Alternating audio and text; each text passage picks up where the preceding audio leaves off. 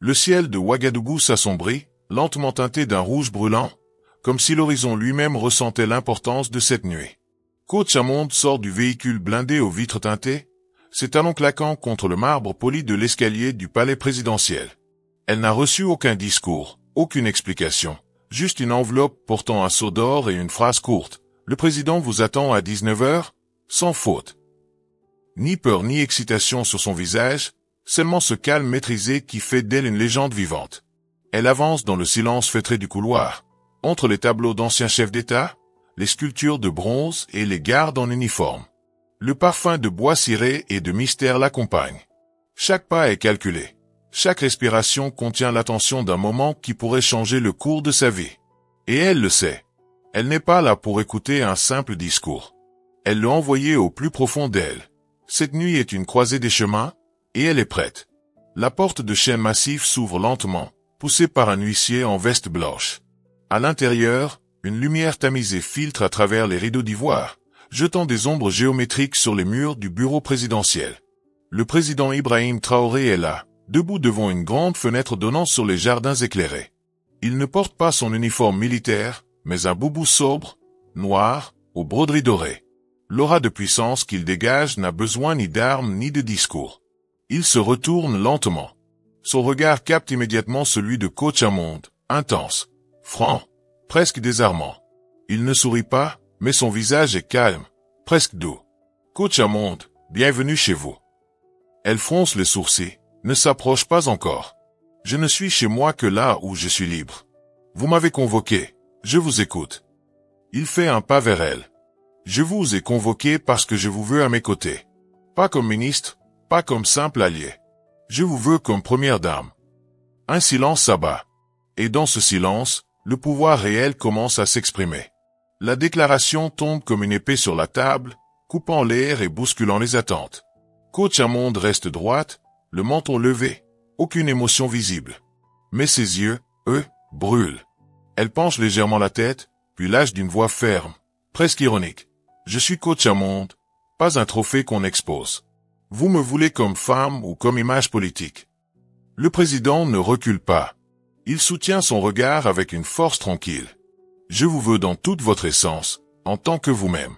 Ce pays a besoin d'une femme qui inspire, qui se bat, une figure maternelle et guerrière. Et vous êtes la seule à pouvoir porter cela sans vous effacer.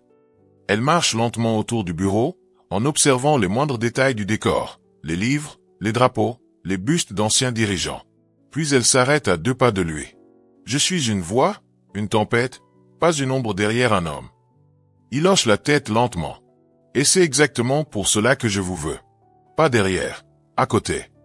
Quelqu'un a choisi d'invisible mais puissant circule entre eux. Aïe feu, une collision d'âmes forte.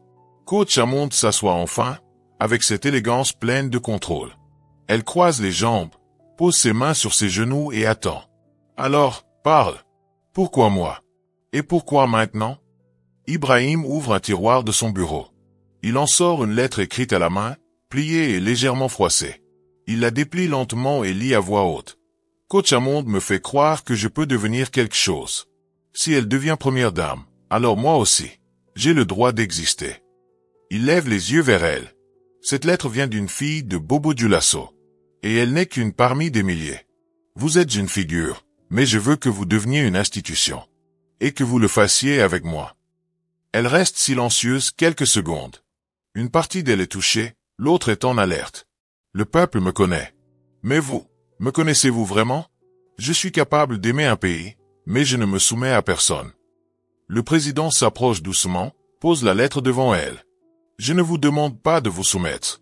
Je vous demande de construire ensemble.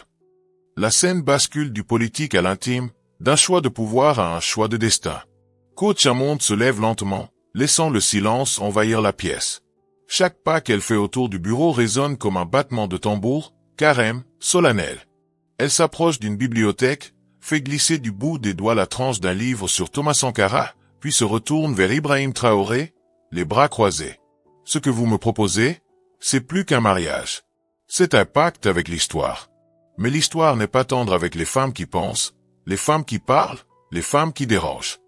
Il reste debout, droit, sans rien dire. Elle poursuit, la voix calme et ferme. Je ne suis pas né pour porter des robes au défilé du 11 décembre, ni pour sourire en silence à côté de vous pendant les discours. Je suis né pour parler, construire, corriger, guider, et parfois confronter. Le président ne scie pas. Et c'est ce dont ce pays a besoin. Une première dame qui ne se contente pas de faire joli, mais qui agit. Vous ne serez pas un accessoire. Vous serez un pilier. Elle lève un sourcil. Alors, comprenez bien. Si je vous donne un oui, ce sera à mes conditions.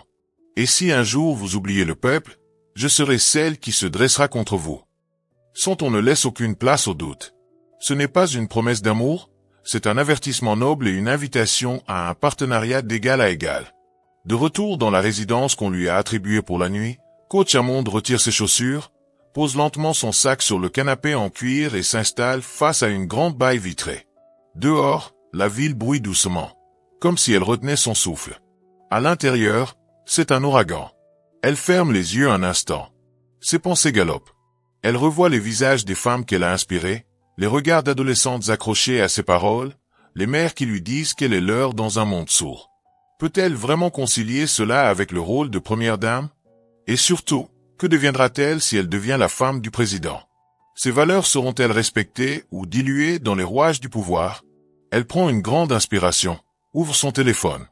Un seul message, du président, le choix vous appartient. Je n'impose rien. Je vous tends la main. Pas pour vous dompter, mais pour bâtir. Elle a relancé le message 3 fois. Pas de flatterie, pas de pression, juste une main tendue. Puis elle s'allonge, les bras croisés sous la tête, les yeux grands ouverts. Ce n'est pas le doute de l'amour qui l'habite, c'est le poids de ce que ce choix représente, pour elle, pour les autres, pour le pays.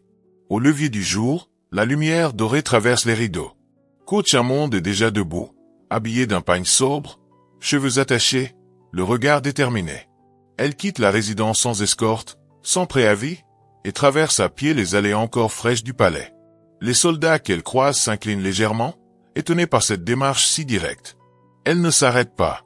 Dans la cour, Ibrahim Traoré l'attend.